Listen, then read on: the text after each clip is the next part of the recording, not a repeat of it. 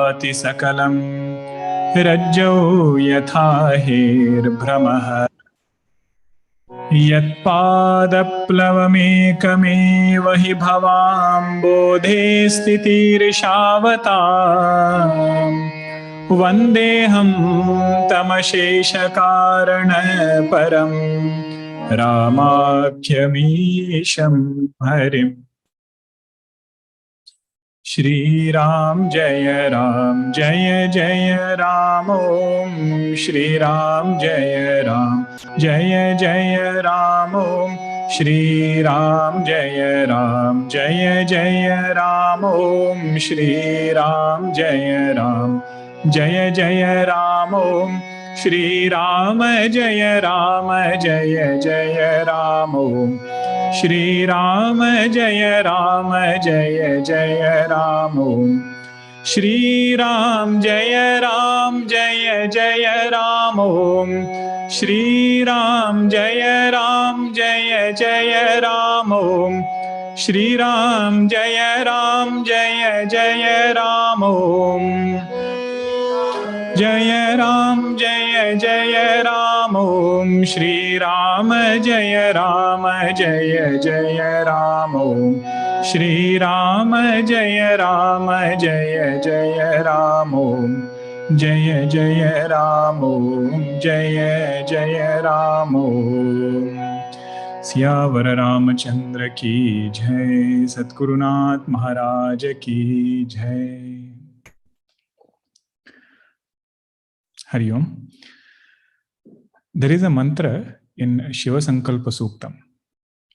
Yenedam bhuvanam bhavishyate, yenedam bhutam bhuvanam bhavishyate, parigruhitam amrutena sarvam, yena yajñastayate saptahota, tanme manah Shiva Sankalpamastu. May that mind of mine have Shiva Sankalpa. What is that mind? Yenedam bhutam bhuvanam bhavishyate. That mind which has a tendency to go in the past, that mind which is in the present, that mind which can also go in the future. A very unique ability this mind has. It can go in the past, it can be in the present, and it can also go in the future. Now, what is Shiva Sankalpa of this mind? Shiva Sankalpa is, with what bhavana does this mind go in the past? With what bhavana is it in the present? And with what bhavana does it go in the future? The karma sidhanta, whatever we studied in Lakshman Geeta, that is to give a new perspective for this mind of how to look at the past, how to deal with the present, and how to look at the future. So this entire portion that Lakshmanji taught Nishad Raj, he is as though telling Nishad Raj, if the mind is going back in the past, let it go with an attitude of learning.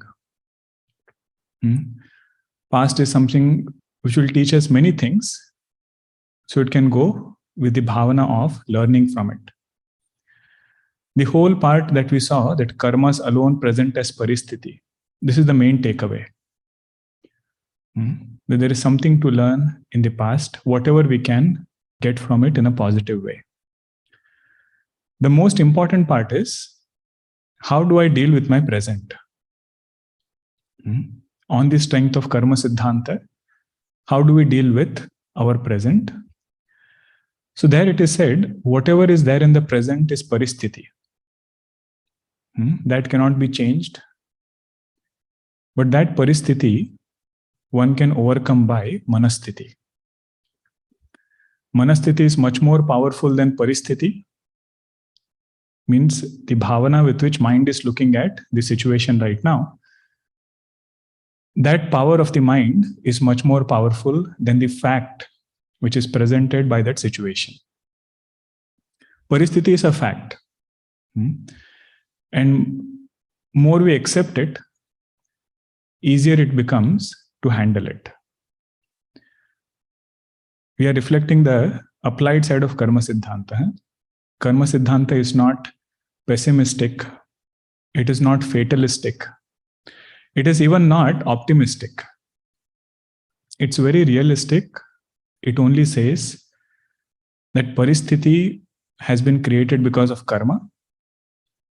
But if we have the right manastithi, then that same situation we can deal in a different way. So present is done, past is done. What about future? Bhagwan says in Bhagavad Gita, Kshipram hi manushe loke siddhir bhavati karmaja. The greatness of Manushya Loka is such.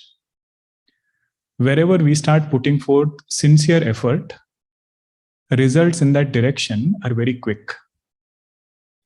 Bhagwan's assurance it is, twice in Bhagavad Gita he uses the word Kshipram. Kshipram means what? Very quickly. So once he says, for karmaja siddhi, anything which is produced out of karma, wherever we start putting our mind, wherever we start putting effort, in that direction, quick progress is attained in Manushya Loka. What stops us from putting forth effort is that first two parts, mind going in the past or mind getting overwhelmed by the present. So this part is about the future. So Karma Siddhanta is not a fatalist, mindset. It doesn't say even the future is predestined. Prarabdha is true. It does have a role to play. But purushartha also has a role. Otherwise, so many sadhanas, so much of teaching in Bhagavad Gita was not needed. 700 verses. Why does Bhagwan have to convince Arjuna to do anything? You could have told him, if it is destined, you will not fight the war. If it is destined, you will fight the war. He says, no, it's your choice. So for future, lot of emphasis is given on karma. And in particular, 9th chapter, Bhagwan Krishna says, even on the spiritual path, the moment somebody starts putting forth effort to purify the mind, to calm down the mind, Kshipram bhavati dharmatma. Kshipram means very quickly that person becomes spiritual. That is the promise of Bhagavan. Yenedam bhutam bhuvanam bhavishyat tanmay manaha shiva sankalpam astu. This whole thing is like a chess game. Whatever has been done in the past, those moves we cannot change. Whatever move is played, it is played. At the same time, I can learn from those moves and not get overwhelmed by what I have to play right now. What about the future? This future is going to depend upon my current move.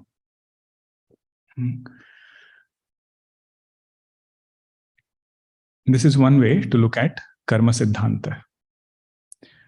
And I think it is important that we reflect on it in different ways and try to get more clarity for ourselves. Because the moment karma is discussed, sometimes it can go in the other category where we think, oh, Vedanta is only telling, or Karma Siddhanta is telling, everything is predestined. Not in that way, but also to look at it in a more positive light.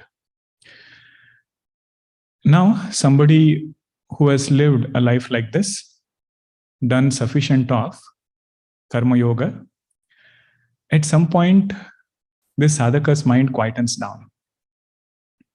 And he starts feeling his whole life is like juggling. Have you seen a juggler, how he does? Others get entertained, but he does not. He feels the strain of it.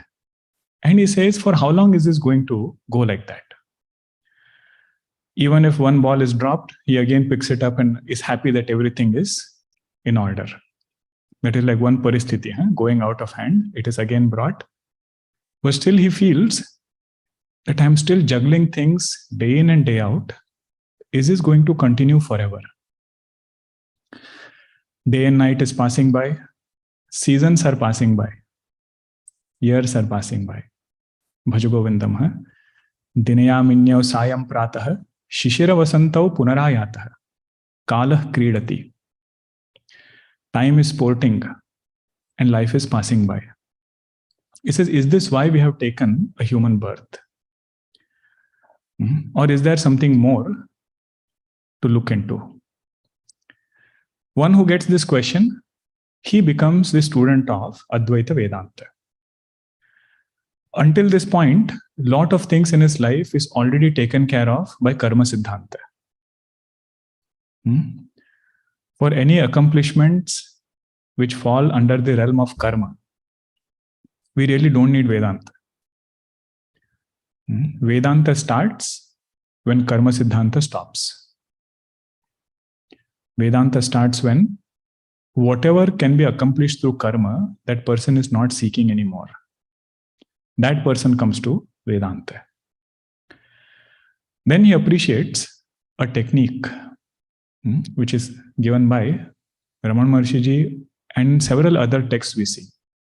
Last time we saw this, I'm just recapping it. This is from Upadesha Sara. Ramana Maharshi says, before we start analyzing the world, let us first analyze how is this world even perceived? When is this world available to me? How is it even perceived? He says, world is nothing but thoughts. Now this is, a very subtle statement to grasp. Put it other way. World is available to me only when there is a thought. No thought, no world. Even this perception that we are having, sense organs are seeing the world, but behind that there is a thought. And unless that thought forms, I don't perceive the world. So it's a fair statement to make, world is dependent upon thought. Fair enough? World is dependent upon thought. Only when thought is there is a world. Now Ramana Maharshi says, inquire whether thought is independent or does it need an observer? Does it need somebody who is witnessing or seeing that thought? Or is that thought just randomly coming and going? He says, if I inquire, all these thoughts are coming and offering themselves to one observer. That observer in Vedanta we call as ahankara. Actually, that is the one who can choose between good thought and bad thought. Consciousness by itself has nothing to do with good thought and bad thought. But there is another entity there, whom we call as ahankara, who can choose thoughts. Whenever we say, calm down the mind, who is the one who will calm down? Thought by itself cannot calm down itself. It is this ahankara who says, this thought should be quietened. This thought should be calmed down. So where did we come? World was dependent upon thoughts. Idam vritti. That idam was dependent upon ahankara. Aham vritti. Now he says, inquire whether this ahankara. Ahankara means what I'm generally familiar with, myself. I call myself this person. Different titles, different roles I have taken for myself. That is ahankara. Ramana Maharshi says, is this our swarupa or is it also something which comes and goes? What is our swarupa? Ahankara, is it our swarupa or is it something which comes and goes? This is where we had seen the definition of swarupa. Swarupa is something which cannot be given up. It need not be taken up. Example was sugar, fire, coolness of water. That is its swarupa. Cannot be given up, need not be taken up. This ahankara is something that unknowingly we give up in deep sleep. That is Bhagwan's grace upon all sadhakas to give us a glimpse that we have an identity separate of this finite ahankara. And that, if I can give up, that is not my swarupa. The witness of ahankara, or you can say in deep sleep, the witness of abhava of everything, that witness is not another void, that is Shuddha Chaitanya. That Shuddha Chaitanya I am. He says, meditate in this way. This alone is called as waking up. What about the world? What about this ahankara? Because it's okay, you said it dissolves one into the other. Finally, you take into deep sleep and you say there is nothing. But when I wake up, everything comes back. How do I reconcile that? So there Bhagwan says, everything has emerged from that same Chaitanya. Whatever world we are seeing, it has emerged from that same Chaitanya. And this Chaitanya is nirvikara, non-modifying. Whatever emerges from this non-modifying Chaitanya has to be an appearance. There is nothing absolutely real over here. Don't get too concerned about things. Example is given of a dream. Everything in dream world emerges from the waking mind. Although there is vyavahara going on, so many transactions are there, so many things are happening in dream world. But there are not many things over there, inert, sentient. Even that distinction is not there. That is the beauty of dream. In dream also we see a rock. Dream also we see a person. But when we wake up, do we see that there are two different things? One is inert and another is sentient. We say, no, everything was a projection of the waking mind. So in Jagat Avastha also, Lakshman Ji is telling Nishad Raj, everything is projection of consciousness. Projection in consciousness, put it that way. Now this is something which we should hear. If we can appreciate, well and good. If not, we should just keep it in one corner and appreciate other things. Ramayana, so many things are said. This is one part of it. But one thing we should remember is the final teaching is this. Advaita Vedanta, wherever it wants us to reach, that is at this point, this entire Jagat is just an appearance, including this ahankara. It is just like Vedanta or our Upanishad rishis are telling all of us, give Vedanta a chance. Give Vedanta a chance. Let it elaborate, let it explain. Even if we don't appreciate it right away, he says, walk this path and then give Vedanta a chance. Many things in this world, when we are told the first time, we don't accept. If somebody tells me, this is not matter, this is energy. Harmonium, this is not matter, it's a different form of energy. What will be my first response? I don't believe it. What will the scientist say? Give me a chance. Systematically study, I will start appreciating it more. So many other facts also. My sense organs tell me the earth is flat. And I insist. What will the scientist tell me? Give us a chance. Let us sit down. Let us study systematically. Adhyaropa, apavada, mahavakya, tatpada, tvampada, shodhanam. There is a prakriya. There is a method. This is capsule format. Lakshman Geeta teaching is a capsule format. More we study Vistara, elaboration, we will enjoy this capsule. Okay, now a little bit outside of this mithyatva.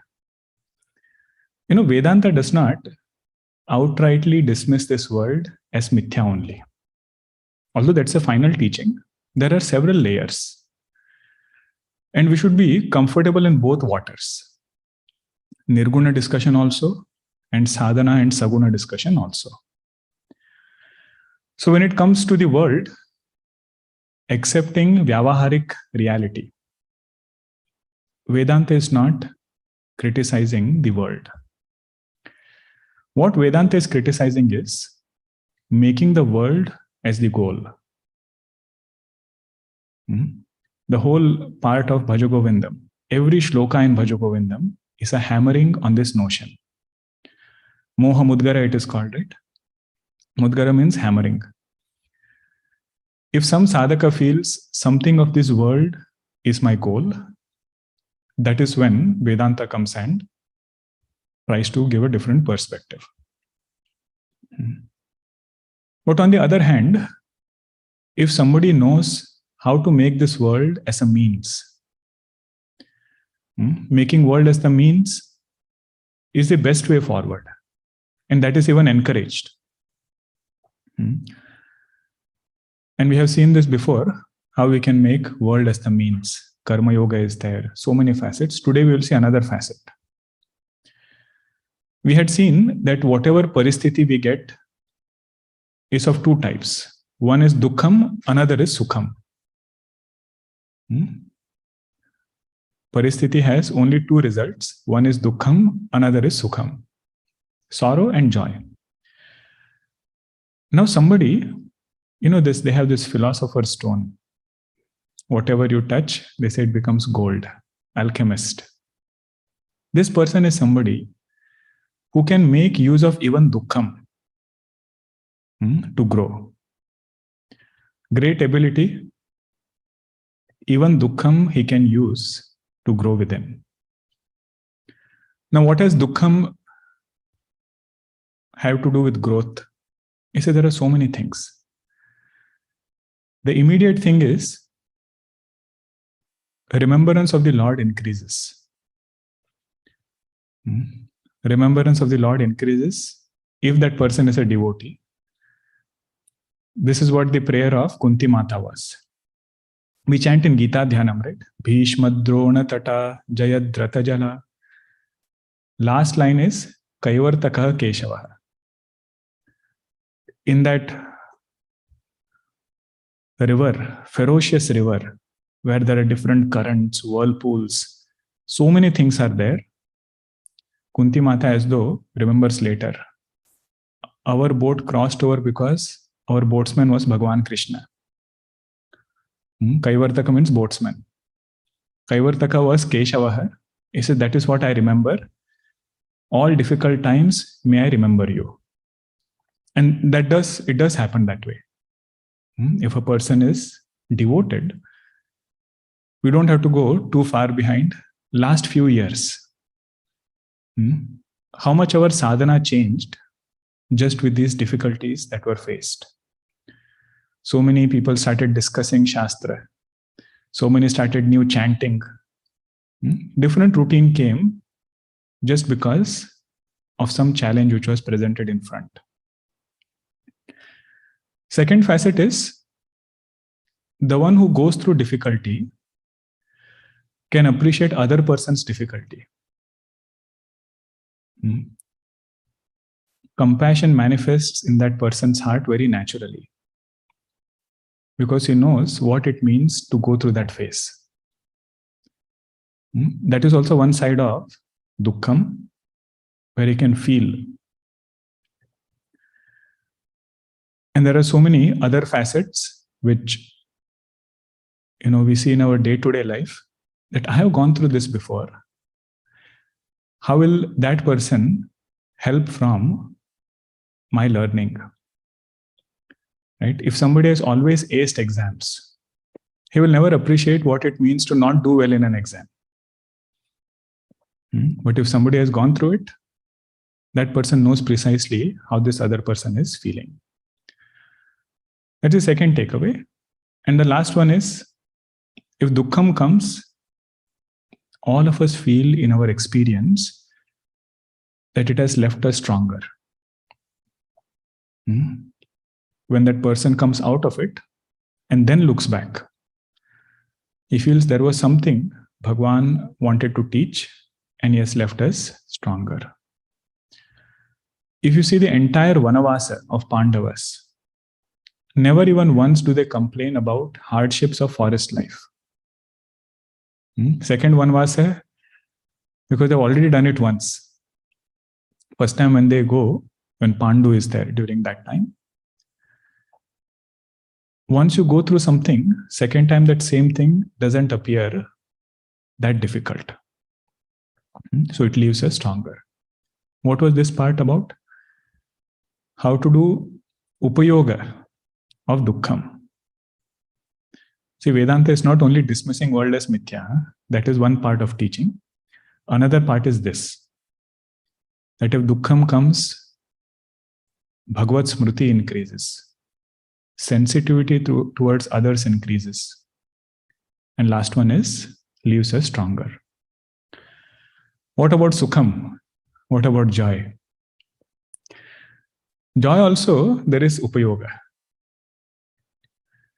Whenever we get some success, whenever we get some joy, it is as though an endorsement from the Lord that we are on the right path. Does that feeling come or not? You write proposal after proposal after proposal, and one gets accepted.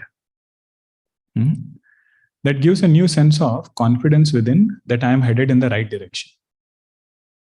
Right? And based on that, we can carve out whatever path we need for the future. And if there is sukham, that mind is relatively less agitated. There is less worry in that mind, and only then it can do some subtle thinking. Right? All creative work, it can never come to a stressed mind. Even this desire to do satsang, in true essence, that will also come to a mind which has less anxieties. This is what we had seen again in Bhajagovindam. Kate kanta dhanagata chinta. Chinta word comes there. Vatula kimtava nasti niyanta. Bhagwan Shankaracharya is telling that seeker, on the strength of devotion to the Lord, let go of this worry. Is there not somebody who is taking care of you? That is the question he's asking there. Vatula kimtava nasti niyanta. Is there nobody who is taking care, because of which you are getting so worried? So that is the positive side of sukham. If this attitude we have that stone, alchemist stone, then Jagat is very helpful. World is very helpful. Only when we make it a sadhya, something in the world becomes our goal, that is when scriptures come back and remind us. Tasmat jagara jagara. Stay awake, stay awake. Okay, this was the summary of whatever we saw until now. After 92, let us read the Chaupais again. Okay, this is the last part of Jagat mithyatva. 3 takeaways. Asa vichari nahi kijiye rosu, kahu hi baadi na deiye dosu, mohani sa sabu sovani hara, देखिए सपन अनेक प्रकारा, एहि जग जामिनी जागहि जोगी, परमारथी प्रपंच वियोगी, जानिय तबहि जीव जग जागा, जब सब विषय विलास विरागा, होई विवेकु मोह भ्रम भागा, तब रघुनाथ चरण अनुराग, सखा परम परमारथ हुए हो, मन क्रम बचन राम पद ने हो, राम ब्रह्म परमारथ रूपा, अभिगत अलख अनादि अनूपा, सकल विकार रहित गत भेदा, कहि नित नेति निरूप ही वेदा, भगत भूमि भूसुर सुर भी, सुरहित लागी कृपाल, करत चरित धरि मनुज तनु, सुनत मिटहि जग जाल। सियावर रामचंद्र की जय, पवन सुत हनुमान की जय, उमापति महादेव की जय। बोलो भाई सब संतन की जय, श्री सद्गुरुनाथ महाराज की जय। In these chaupais, Lakshman ji is pointing out three main takeaways of the understanding of Jagat mithyatva. He has given the perspective from karma standpoint. Then he said graduate to jnanam, get this knowledge that you are that Chaitanya. Everything else is an appearance. Asa bichari nahi kijiye rosu. Thinking in this way, stop complaining. Rosu means to complain. Because either from karma standpoint, if you see, Kaikeyi is not responsible, Bhagwan is not responsible. So from karma standpoint, there is no point in complaining about anything. Second, if you look at it from Paramartha standpoint, Kahu hi badina deya dosu. From Paramartha standpoint, what is really responsible is our moha. We projected duality first. In that duality, we are trying to find some kind of solution, or we are trying to solve something in duality. So he says from karma standpoint, there is nothing to blame, nothing to complain. From Paramartha standpoint, there is nothing to complain. Jagat mithyatva, this is the first takeaway. What a state it would be if we can reach that point. Anything comes in life, either look at it from karma or look at it from jnanam. Brahma satyam jagan mithya. Easier said than done. We said, okay, continue. Moha nisa saba so nihara. In this night of moha, everybody is asleep. Dekhiye sapna aneka prakara. And they are seeing different dreams. Once you are asleep, there is no control over what dream we see. Means he says, this is Vedanta. Once avarana comes, there is vikshepa. Avarana over our own nature as Shuddha Chaitanya. Once we take ourselves as karta, once we take ourselves as bhokta, once we are asleep towards our own higher nature, then there are different projections on top of this karta and bhokta. Dekhiya sapna aneka prakara. One is there is projection of this world, and within that world, we have our own raga dvesha, multiple projections. Multiple projections.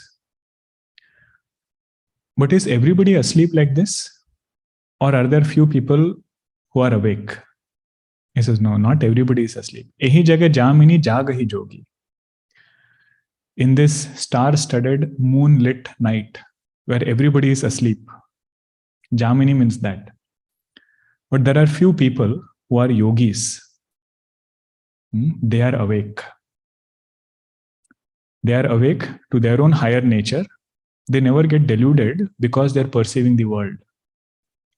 They never take themselves as karta and bhokta. Such people are there. What is the criteria to become a yogi?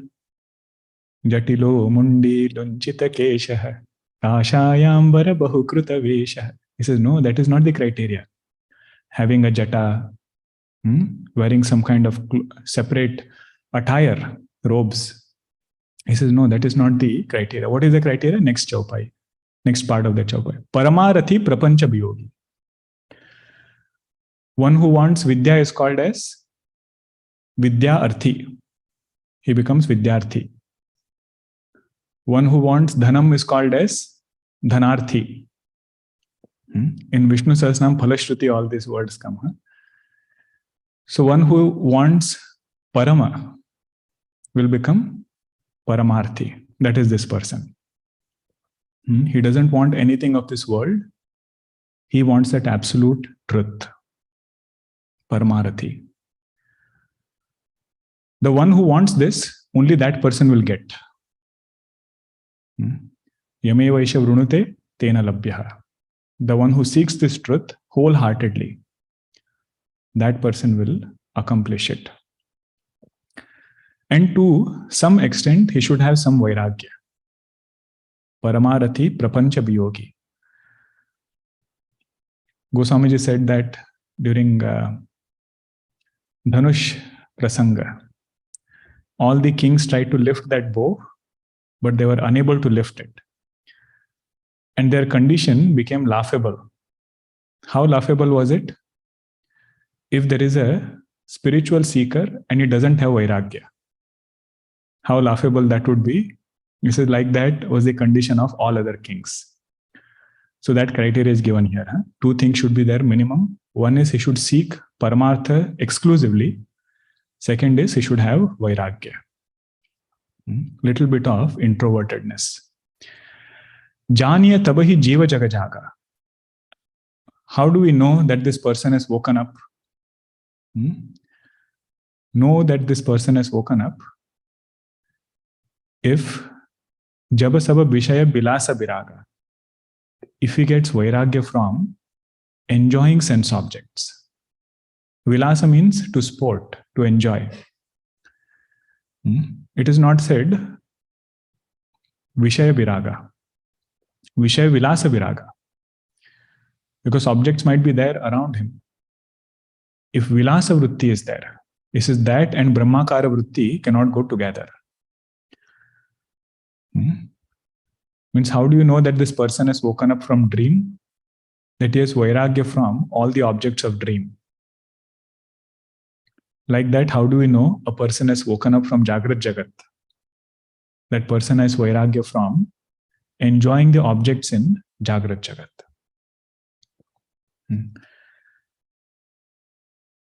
More we can discuss on this, but I think we'll continue. Okay, this is the second thing. What was the first one? The result of Jagat mithyatva, no complaining. If something is mithya, this ahankara itself is mithya. Where is the point of rosha? Where is the point of dosha? Second thing is, the result of Jagat mithyatva is Vairagya. One cannot say that there is fascination for the world also. At the same time, that person has understood world to be mithya also. It is just like saying he saw that silver on the shell, knows that it is only an appearance. There is no silver there, it's only the shell. But still wants to go and pick it up. Maybe there is some silver there. That means what? Knowledge of nature of that silver has not taken place. He has not understood it is mithya. The moment somebody understands mithya vastu, right at that moment, mahatva buddhi drops.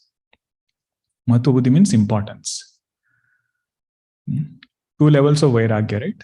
One is to say that I am a good person, that silver does not belong to me, that's why I don't pick it up. That is sadhana part of Vairagya. Aparigraha, what we say in Ashtanga Yoga. Aparigraha means staying away from things which are not ours. That is one part. But after Jnanam, that same Vairagya transfers into true Vairagya. That if something is not there, why are we seeking it as the goal? Any Vishaya, some object, that cannot be the goal. First type of Vairagya was seeing anityatva, shortcoming, limitations, pratipaksha bhavana. But this Vairagya is because of mithyatva. Second, applied facet of Jagat mithyatva. Third one, hoi viveko moha brahma bhaga, taba raghunatha charana anuraga. When this Brahma about Jagat being Satyam, world being real, that goes away, when this delusion goes away, that is when true devotion manifests. Look at Lakshman Ji's teaching, so precise. He says Bhagwan is Ananda Swarupa. He is that pure consciousness. When we say we want to revel in that consciousness, he says that is only possible when we know that that consciousness is non-dual. If there is something else other than that consciousness, and this mind is going out there, it cannot really revel there. Although that is one part of sadhana, right? Where it is trying to pull itself back, pull itself inwards from Vishayas. And it is saying that I want to revel in something higher. But here Lakshman is saying, true reveling happens only when we appreciate that there is nothing other to revel in. There is only Brahma, that is Bhagwan Rama, that is true Anuraga. Vairagya from the world is Anuraga for the Lord. And Vairagya here is the second definition. Knowing that there is nothing outside which is really there. Bhakti also is of two types.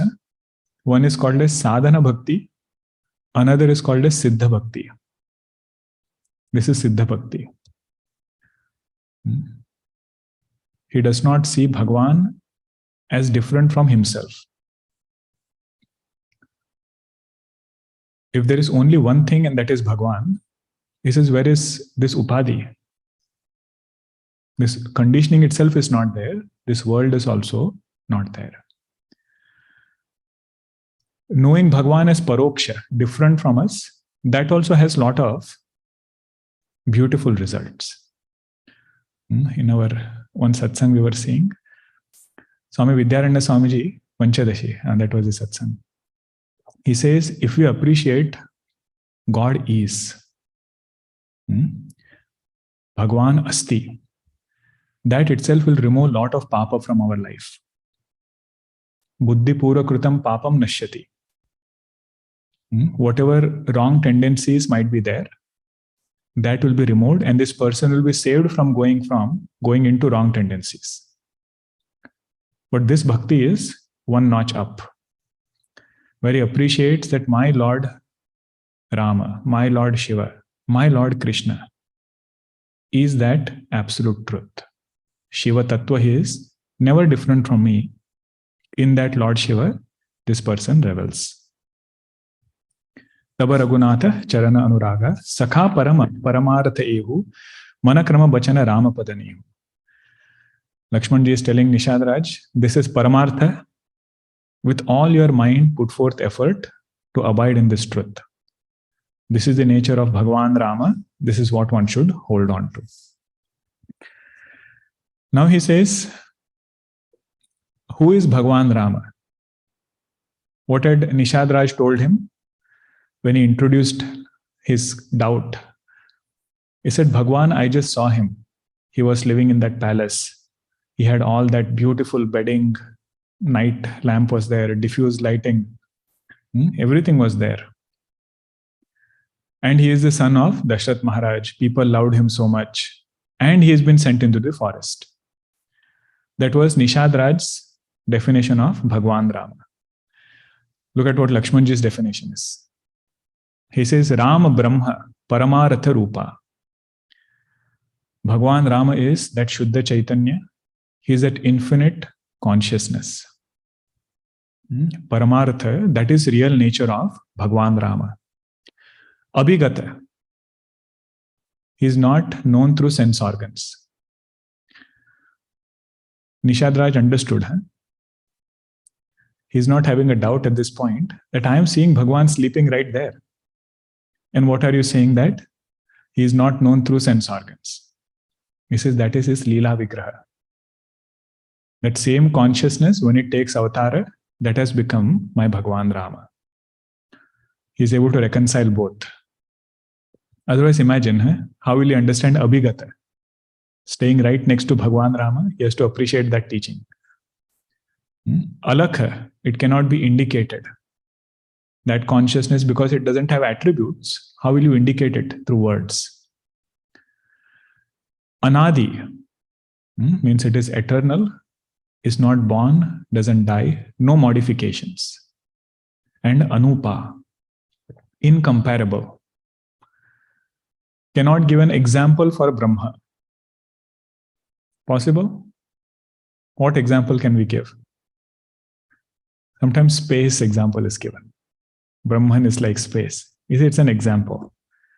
Space is inert. Brahman is swaprakasha, self-shining. Therefore, it is Anupa, doesn't have any comparison. Sakala Bikara, because it is drashta, it does not undergo any vikara. It is never born. Whatever is born will undergo all vikaras. There are 6 vikaras: asti, jayate, vardhate, viparinamate, apakshyate, vinashyati. It is born, it exists, it is born, it grows. Again, it decays or it perishes finally. So like this, there are different vikaras of everything in this world. No matter what thing we take, it will fall under these 6 vikaras. But Brahma is one thing which doesn't have the 6 vikaras. Sakala Bikara Rahita Gata Bheda. Lakshman is in a different mood now. All Vedanta is summarizing in one chaupai. He says, Nishad Raj, there are 3 types of Bhedas. Sajatiya, Vijatiya, Swagata Bheda. 3 differences which are possible. All of them are not there. We don't have to elaborate what the 3 are. But the main thing is, Bheda comes only in Drushya. You need some boundary to distinguish one thing from another. If this Brahma is always drashta, there is no boundary. There is no akara in this Brahma. So there is no Bheda also in Brahma. Simple words, we can put that. Okay. Kahinita neti nirupahi Bheda. How is it indicated? If it is not indicated through words, you cannot have any attributes to point it out. It is indicated through negation. Neti neti. By pointing out, it is not this, it is not this. This is how that truth is indicated. Whatever remains after negating, he says that is this Paramartha Brahma. Bhagata Bhumi Bhusura Surabhi. This is the poetry of Goswamiji. Bhagata Bhumi Bhusura Surabhi. Surahita Lagi Krupala. That same Nirguna Brahma, to shower his grace upon his devotees, Bhakta. To shower grace on Prithvi Mata, Bhumi. To shower grace on Brahmanas, Bhusura. And to shower grace on Surabhi, Cow. Wherever there is expression of Sattva Guna, all these 4, they show Sattva Guna. To shower grace on them, Bhagwan takes avatar. Surahita Lagi Krupala. This part we had seen in Avatara discussion, 4th chapter again. Bhagwan, Avatara is not only for killing Rakshasas. Finishing Rakshasas he can do by his Sankalpa. What if somebody says, I want to have darshan of the Lord? Shabariji insists that Bhagwan has to come to my ashram. I have to feed him. Now, how will you do with Sankalpa? So he says, I have to take a physical form and I will come and bless my devotees. In Bhagavatam, Prithvi Mata prays and Prithu Raja's avatara happens. And then there is a dialogue between Prithu Raja and Mother Earth. Lakshmanji says, our job is very easy. Karata charita dhari manujatano sunata mitahi jagajala. All we have to do is make ourselves available to listen to Bhagwan's charitra. Whatever Bhagwan has done, whatever katha, leelas he has done, we just have to appreciate it.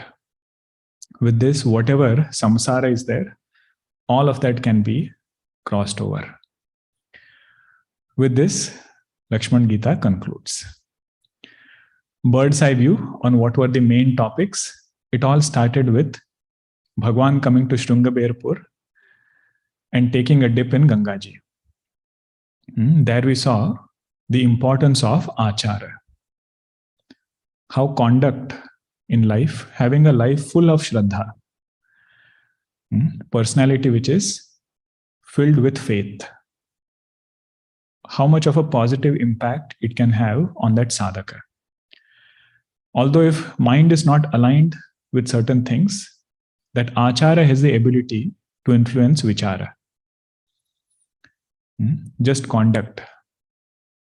So starting with something very simple, it could be our regular prayers.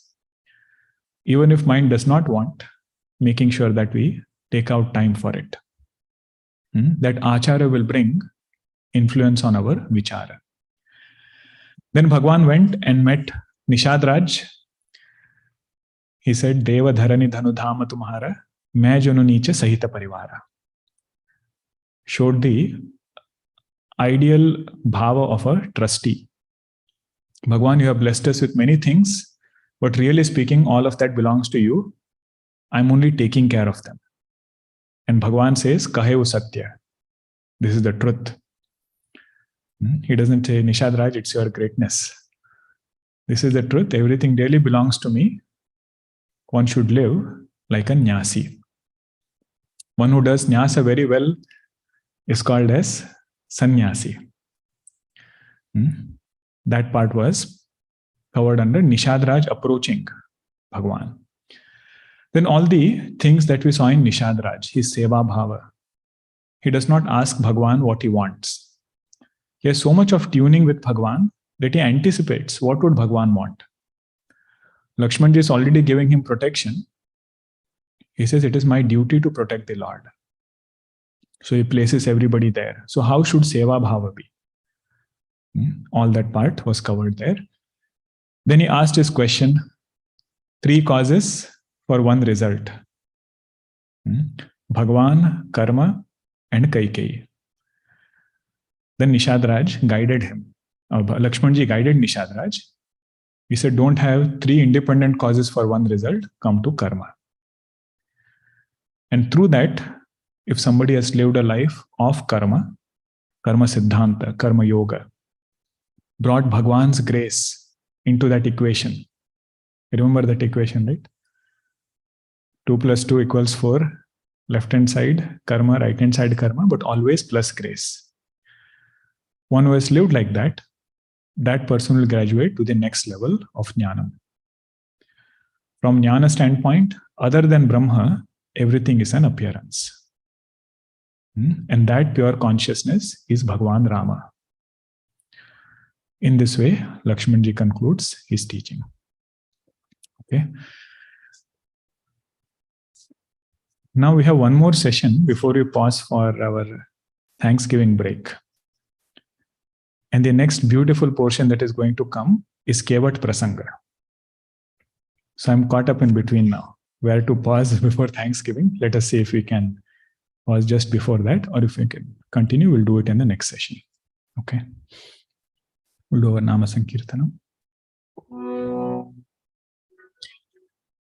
Aganita Guna Gana Bhushana Rama Ashrita Vatsala Jaya Jaya Rama Ayodhyavasi Sita Rama Apad Bandhava Jaya Jaya Rama Dasharatha Nandana Shri Rama Dashamukha Mardana Jaya Jaya Rama Kausalya Sukhavardhana Rama Kamita Phalada Jaya Jaya Rama Papa Vimochana Shri Rama Pattabhirama Jaya Jaya Rama Janaki Vallabha Sita Rama Jaya Raghu Rama Jaya Sita Rama Vanara Sevita Shri Rama Varidhi Bandhana Jaya Jaya Rama Hanumat Pujita Sita Rama Shri Ram Jaya Jaya Rama Raghupati Raghava Raja Rama पतित पावन सीताराम। श्री राम जय जय राम। श्री राम जय जय राम। सियावर रामचंद्र की जय। सद्गुरुनाथ महाराज की जय।